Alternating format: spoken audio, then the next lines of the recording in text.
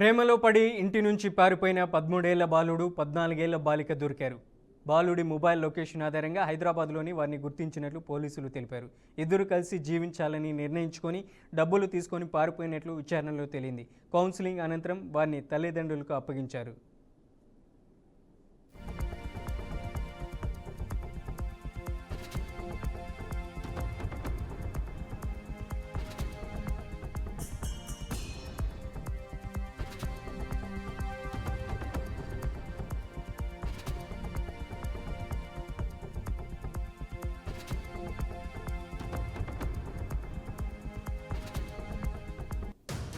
విజయవాడ కృష్ణలంక ప్రాంతంలో మైనర్లు ఒకే స్కూల్లో చదువుకున్నారు. ఇద్దరికి 2 ఏళ్లుగా పరిచయం ఉంది. బాలుడు 8వ తరగతి, బాలిక 9వ తరగతి చదువుతుంది.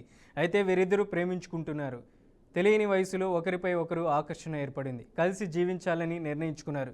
ఈ నెల 26న బాలుడి పుట్టినరోజు కావడంతో స్కూల్కి వెళ్ళలేదు. ఇంటి దగ్గరే ఉన్నాడు. బాలిక కూడా ఉదయం 8:30 స్కూల్కు వెళ్తున్నానని ఇంట్లో చెప్పి బయటకు వచ్చింది. బాలుడి ఇంట్లో తల్లిదండ్రులు లేని సమయం చూసుకొని ఇద్దరు అక్కడే కలిశారు. బాలుడు తన తండ్రి మొబైల్తో పాటుగా ఇంట్లో ఉన్న 10,000 డబ్బులు తీసుకొని వెళ్ళిపోయాడు.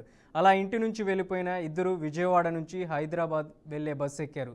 స్కూల్కి వెళ్తున్నానని చెప్పి వెళ్ళిన బాలిక, బాలురు ఇద్దరు ఇంటికి తిరిగి రాకపోవడంతో తల్లిదండ్రులు ఆందోళన వ్యక్తం చేస్తున్నారు.